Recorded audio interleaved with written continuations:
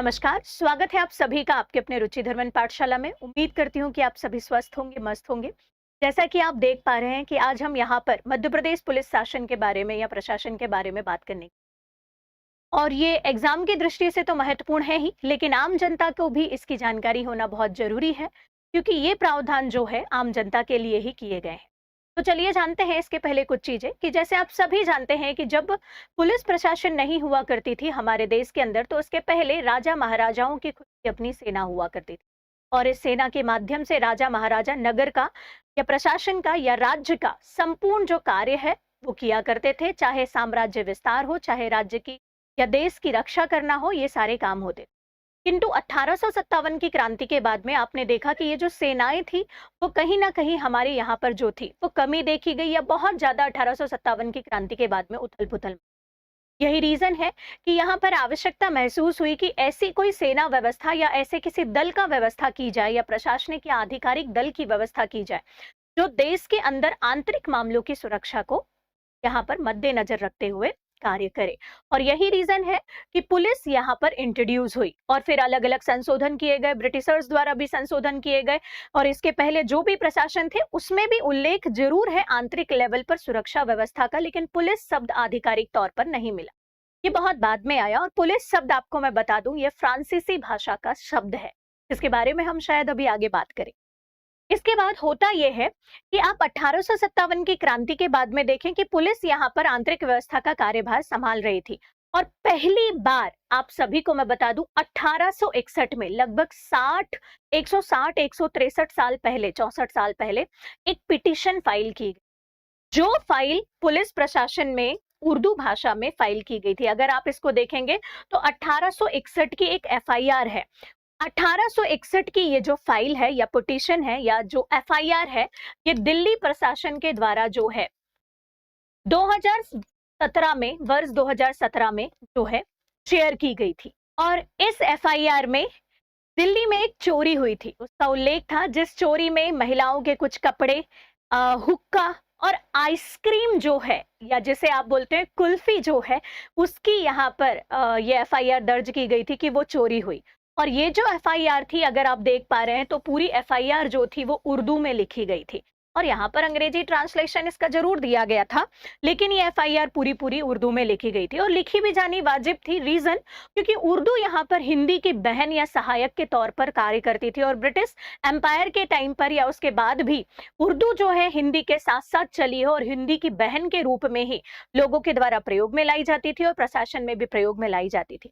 लेकिन हुआ ये कि 2015 में यहाँ पर एक वकील है जिन्होंने दिल्ली हाई कोर्ट में अमित साहनी जी के द्वारा एक पिटीशन फाइल की। और इस पिटीशन में मांग की गई कि जो भी प्रशासन में, पुलिस प्रशासन में या दिल्ली पुलिस प्रशासन में उर्दू, फारसी या फ्रांसीसी भाषा के या अन्य भाषाओं के और भी शब्द हैं, ये शब्द समझने में चूंकि आम जनता को कठिन होते हैं, इन शब्दों को रिप्लेस किया जाए और इन शब्दों के जगह सरल भाषा के हिंदी या अंग्रेजी भाषा के शब्दों को यहाँ पर इंट्रोड्यूस करवाया जाए और उसका प्रयोग करा जाए। उसके पीछे रीजन जाहिर सा था, ऑब्वियस सी बात है कि जब भी कोई व्यक्ति अपनी समस्या को लेकर पुलिस के पास जा रहा है तो ऑब्वियस सी बात है वो व्यक्ति परेशान ही है, तभी वो पुलिस या शासन की शरण में जाता है ना। अगर जो व्यक्ति सामान्य स्थिति में है तो फिर वो पुलिस की शरण में क्यों जाएगा या कोर्ट की शरण में क्यों जाएगा। लेकिन आम जनता को यहाँ पर जब भी वो एफआईआर दर्ज करने जाए या कोई याचिका यहाँ पर वो दर्ज कराता था, तो उसमें जो भी शब्द प्रयोग में लाए जाते थे वो इजीली समझ में इसको नहीं आते थे। क्यों नहीं आते थे? क्योंकि ये कठिन होते थे। और इसी को लेकर अमित साहनी जी ने यहाँ पर 2015 में आवाज उठाई। इसका परिणाम ये निकला कि दिल्ली हाई कोर्ट ने यहाँ पर एक ऑर्डर निकाला कि अब जो पुलिस प्रशासन है, और पुलिस प्रशासन ने भी मिलकर इनके साथ बहुत सारी यहाँ पर बोलना चाहिए बातचीत करी, समिति का गठन किया गया और 383 जो शब्द थे दिल्ली पुलिस के द्वारा जो प्रयोग में लाए जा रहे थे, जो उर्दू फारसी भाषा के थे, उन्हें यहाँ पर पूर्णतः प्रयोग में बंद कर दिया गया। और इन 383 शब्दों की जगह नए हिंदी के जो शब्द हैं वो इंट्रोड्यूस कर दिए गए या अंग्रेजी भाषा के शब्द यूज कर दिए गए। अगर आप हमारी लैंग्वेज में देखो या एग्जाम की दृष्टि से देखो तो इन्हें हम प्रशासनिक पारिभाषिक शब्दावलियों के रूप में भी पढ़ते हैं। लेकिन ये जो 383 शब्द थे, ये दिल्ली पुलिस के द्वारा रिप्लेस किए गए थे। सेम ऐसा ही मामला अभी मध्य प्रदेश में देखने को रिसेंटली मिला। मध्य प्रदेश शासन में भी या मध्य प्रदेश पुलिस प्रशासन में भी अपने रोजमर्रा के जो कार्य काम के या एफआईआर के या पुलिस प्रशासन में प्रयोग में लाए जाने वाले शब्द हैं, इनको बदलकर यहाँ पर सरल शब्दों से रिप्लेस कर दिया है, जिसकी चर्चा हम आगे कर रहे हैं। लेकिन कहते हैं ना कि पुरानी आदतें इतने इजीली नहीं छोड़ी जाती, और यही चीज हुई कि पुरानी आदतें इन द सेंस कि यहाँ पर जो शब्द का प्रयोग रोजमर्रा की लाइफ में आप कर रहे थे, जैसे उदाहरण के लिए पुलिस प्रशासन आपसे पूछता है कि मेरा गुनाह क्या है या इसका गुनाह क्या है, तो गुनाह शब्द रोजमर्रा की लाइफ में समझ में आने वाला भी है। और या फिर अगर आप यहाँ पर देखें कि मुझे इजाजत दीजिए, मेरी आपसे गुजारिश है, इजाजत, गुजारिश, गुनाह, ये उर्दू भाषा के जो शब्द थे वो अब तो सामान्यतः लोगों को इजीली सरल तरीके से समझ में आते भी हैं, लेकिन इसको भी हमने रिप्लेस कर दिया हिंदी के शब्दों से, और ये आदतें हमारी गई नहीं। उसके बाद वर्ष 2023 में दिल्ली हाई कोर्ट ने यहाँ पर एक सशक्त नियम बनाया कि इन शब्दों का अब आपको प्रयोग करना मैंडेटरी है, अब आप उल्लंघन नहीं कर सकते। तो ये 2015 की जो कहानी थी वो 2023 में आखिरकार 383 शब्दों को बदलकर यहाँ पर पूरी हुई। सेम यही चीज जो है वो मध्य प्रदेश प्रशासन ने भी करी। कैसे? 2015 में अगर आप देखें तो विश्व हिंदी सम्मेलन का जो आयोजन है वो भारत में भोपाल में किया गया था, और आप सभी जानते हैं कि विश्व हिंदी सम्मेलन हिंदी भाषा के प्रचार प्रसार और विकास से संबंधित कार्य करता है। और इस विश्व हिंदी सम्मेलन में हिंदी से संबंधित अन्य मुद्दों, पत्र पत्रिकाओं, वेबसाइट, इनके अलावा एक मुद्दा ये भी उठाया गया था कि प्रशासन जिन शब्दों का प्रयोग करती है, ठीक है, उन शब्दों में प्रशासन जिन शब्दों का प्रयोग करती है, इन शब्दों में ऐसे बहुत सारे शब्द हैं जो कठिन होते हैं या अंग्रेजी, उर्दू या फारसी या अन्य भाषाओं के हैं। इन शब्दों को परिवर्तित करके हिंदी भाषाओं का कर दिया जाना चाहिए, और इस पे बहुत यहाँ पर तर्क वितर्क किया गया।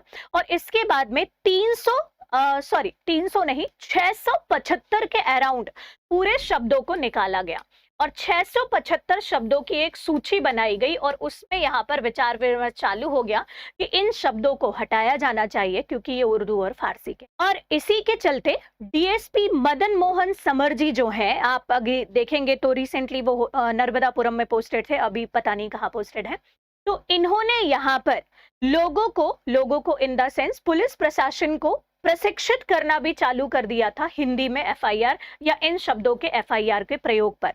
लेकिन कहते हैं ना, वही चीज की आदतें हैं, इतने इजीली जाती नहीं, और यही चीज हुआ, बहुत ज्यादा इतना ध्यान नहीं दिया गया और ये ठंडे बस्ते में चले गया। अभी रिसेंटली या 2 साल पहले अगर आपने नाम सुना होगा बीजेपी विधायक यशपाल सिसोदिया जी का, इन्होंने इसे एक चुनावी मुद्दा बोले या एजेंडा बोले, ये बनाकर उठाकर सामने लाया, और इस मामले ने फिर बहुत तेजी से तुल पकड़ा।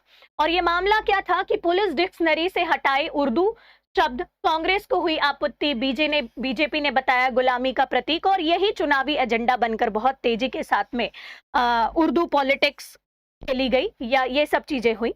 और खैर, ये जो भी मुद्दा हुआ, इसका परिणाम यहाँ पर ये निकला कि हमने अभी रिसेंटली, जैसे ही ये मुद्दा तेज हुआ, 2024 में मध्य प्रदेश शासन ने भी इतने सारे शब्दों का तो परिवर्तन नहीं किया, लेकिन पहली सूची जारी करी 69 शब्दों की, और इन 69 शब्दों को यहाँ पर उन्होंने बोला कि ये जो उर्दू और फारसी के शब्द हैं, उन्हें हिंदी के शब्दों से रिप्लेस कर दिया जाएगा। अब आप इन शब्दों का प्रयोग नहीं करेंगे। फॉर एग्जाम्पल, कुछ शब्दों को अगर हम देखें तो यहाँ लिखा रहता है ताजीत इंद, यहाँ पर अब उसे आप बोलेंगे भारतीय दंड संहिता, ठीक है, जाफ्ता फौजदारी, इसे दंड प्रक्रिया संहिता बोला जाएगा। अदालत अब कहलाएगी न्यायालय, ठीक है, या फिर कैद खाना अब कहलाएगा बंदी गृह। उसी प्रकार अगर आप देखें तो पूरे यहाँ पर जो शब्द हैं, इन शब्दों को आपने जो उर्दू या फारसी के थे, अब ये बोल दिया है कि इनका प्रयोग अब हिंदी में किया जाएगा, ठीक है। अब यहाँ पर जैसे उदाहरण के लिए अगर आप देखेंगे तो ये बहुत सारे ऐसे उर्दू के शब्द थे जो समझने में यहाँ पर कठिन हुआ करते थे फरियादी को, तो अब इन्हें रिप्लेस कर दिया गया है हिंदी के शब्दों से। जाहिर सी बात है कि इसके पीछे उद्देश्य आम जनता को ये शब्द इजीली समझ में आने से है कि जब भी आम जनता अदालत या पुलिस की शरण में जाती है, उसे ये जो शब्द हैं, इन शब्दों के अर्थ का या एफआईआर दर्ज करवाने का या किसी भी प्रकार का कोई भी यहाँ पर शब्दों को समझने में दिक्कत ना जाए। लेकिन प्रश्न ये उठता है कि कुछ हिंदी के ऐसे शब्द हैं जो शायद हिंदी में ही या हिंदी में ही समझने में उनको थोड़ी सी दिक्कत जाए और उर्दू के शब्द उसकी तुलना में ज्यादा इजी थे। अब खैर उद्देश्य तो हमारा यही है कि ये आम जनता को इजीली समझ में आने वाला हो, लेकिन इसके सामने कई सारी चुनौती आ सकती है और इन चुनौती को हम कुछ साक्ष्य से समझते हैं। उदाहरण के लिए अगर आप देखें तो जिस दिन ये पिटीशन या ये जो बोलना चाहिए आदेश आया था और सभी सरकारी कार्यालयों में परिपत्र जारी हुआ था कि अब जो पुलिस प्रशासन या शासन प्रशासन में जो भी उर्दू फारसी के ये जो 69 शब्द थे ये बदल दिए जाएंगे, किससे? हिंदी के शब्दों से। और अगर आप ध्यान से देखें तो उसी दिन अगर आप देखें यहाँ पर तो 14 मई 2024 को एक खबर आती है मध्य प्रदेश न्यूज में, पुलिस के द्वारा जारी किया गया हिंदी का नया शब्दकोश, अधिकारियों ने खुद गलत लिखी हिंदी। अब हिंदी में देखिएगा क्या गलत लिखा है, और ये न्यूज कोई फेक नहीं है, उनने साथ में यहाँ पर जो है एक ये जो है जो ओरिजिनल लेटर है उसकी कॉपी भी लगाई थी। अब वो हिंदी क्या है आप ध्यान से देखिएगा, यहाँ पर जो भी यहाँ पर जैसे आप विषय देखेंगे पुलिस विभाग में उर्दू फारसी आदि के अन्य भाषाओं के प्रचलित शब्दों के स्थान पर हिंदी के शब्दों का अधिक प्रयोग करने के संबंध में, मतलब आपको हिंदी के शब्दों का प्रयोग करना है। और अगर आप ध्यान से देखें तो इस पूरे में यहां पर एक शब्द आया था शब्दकोश, जिसे अंग्रेजी में इन्होंने लिखा है ग्लॉसरी। तो पहली बात, अगर आप पूर्णतः हिंदी का प्रयोग कर रहे हैं तो आपने अपने लेटर में अंग्रेजी का प्रयोग क्यों किया? ठीक है, ये मुद्दा तब उठता है जब आपने ये बात बोली थी कि हम अपनी भारतीय संस्कृति या हिंदी भाषा को बढ़ावा देने के लिए ये कार्य कर रहे हैं। आपने विश्व हिंदी सम्मेलन में बोला, तो आपके लेटर में ग्लॉसरी वर्ड क्या कर रहा है? दूसरी बात, इन्होंने मुद्दा उठाया यहां पर कि जब आप ये शब्द लिख रहे हैं तो शब्दकोश में शब्दकोश वर्ण का उपयोग ही खुद ने आपने गलत किया है। अपर सचिव राजेश राजोरा द्वारा जारी किया गया आदेश में शब्दकोश को ही शब्दकोश लिख दिया गया। आप हिंदी को प्रमोट कर रहे हैं लेकिन हम इसमें हिंदी ही सही नहीं लिख पा रहे हैं, मुद्दा ये हुआ। और बहुत अच्छे से एक लास्ट लाइन बोली, यानी ये खुद अंग्रेजी को प्राथमिकता दे रहे हैं और हिंदी गलत लिख रहे हैं। उर्दू फारसी तो बंद कर दी, ठीक है, हिंदी को बढ़ावा देने के लिए अच्छी बात है, भारतीय संस्कृति को बढ़ावा देने के लिए, ठीक है, तो फिर ये मत बोलो कि हम इसको इजी कर रहे हैं। माना हिंदी समझ में आती है, बहुसंख्यक लोगों के द्वारा बोली जाती है और इजी भाषा है, इसके पीछे उद्देश्य यही है। उद्देश्य अगर सही है तो फिर अच्छी बात है, तो फिर अंग्रेजी को बढ़ावा क्यों? दूसरा मुद्दा ये उठता है कि प्रशासक जब अभी भर्ती होकर जा रहा है, जो मेरे सामने बच्चे बोलते हैं, उसमें हिंदी मीडियम और इंग्लिश मीडियम बहुत ज्यादा चल रहा है, तो फिर ये दूसरी कंपटीशन की भावना बच्चों के अंदर क्यों डाली जा रही है कि हिंदी मीडियम का सिलेक्शन कम, हिंदी मीडियम यहाँ पर खुद हिंदी अच्छे से नहीं लिखता है, या फिर अगर हिंदी बोलने वालों को आप इतनी मतलब बोलना चाहिए डाउटफुल निगाहों से क्यों देखते हो? सेम वही बात कि भारतीय संस्कृति को बढ़ावा देना, हिंदी भाषा का प्रचार प्रसार और विकास करना, ये अपने आप में एक बहुत अच्छी बात है। और इससे एक सकारात्मक ये भी होगा कि आम जन को हिंदी भाषा आसानी से समझ में आती है, उनकी बोलियां यहाँ पर समझ में आती है, और ये हमको कहीं ना कहीं दिखाई भी दे रहा है। हमने इसी चीज के लिए अपना जो सिलेबस है अगर आप देखें उसे भी चेंज किया है। नई शिक्षा नीति में भी ऐसे कई प्रावधान किए गए हैं जिससे ये साफ साफ नजर आ रहा है कि हम यहाँ पर हिंदी भाषा का प्रचार प्रसार और विकास कर रहे हैं, लेकिन फिर ये विरोधाभास देखने को क्यों मिल रहा है? मुझे ये लगता है कि उद्देश्य अच्छा है, जनता को इजीली या सरल भाषा में समझ में आने वाले अंग्रेजी और हिंदी के शब्दों का प्रयोग करना अब सही भी होगा, लेकिन अगर यहाँ पर कुछ विरोधाभास है तो उसे दूर किया जाना चाहिए। और हम सभी को आखिरकार अपनी मातृभाषा हिंदी पे गर्व है और होना भी चाहिए। तो ये कुछ मुद्दे थे जो मैंने आपको शॉर्ट्स में बताया था कि उर्दू फारसी के जो शब्द हैं उन्हें बंद कर दिया गया, तो उसके पीछे पूरा डिटेल क्या था?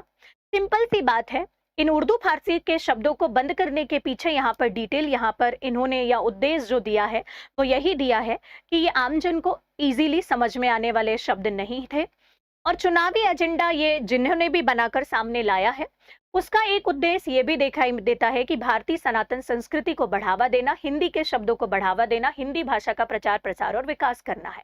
लेकिन अगर विरोधाभासों को दूर किया जाए, एक सकारात्मक माहौल बनाकर इन चीजों को किया जाए तो ये जनता के हित में होगा। और पहले स्वयं और सारे लोग हिंदी बोलने में गर्व करें, हिंदी को शुद्ध लिखें। अगर ये कार्य किया है तो एटलीस्ट कोशिश तो करें, और सभी बोलियों का और भाषाओं का, मातृभाषाओं का सम्मान किया जाए, चाहे वो कोई भी हो। आखिरकार मातृभाषा जो होती है वो विचार अभिव्यक्ति का साधन होती है, और हर किसी व्यक्ति के लिए, चाहे वो उर्दू का हो, फारसी का हो, जापानी का हो, अंग्रेजी का हो, और हमारे जैसे हिंदी का हो, सबके लिए अपनी मातृभाषा माता तुल्य है और सम्माननीय है।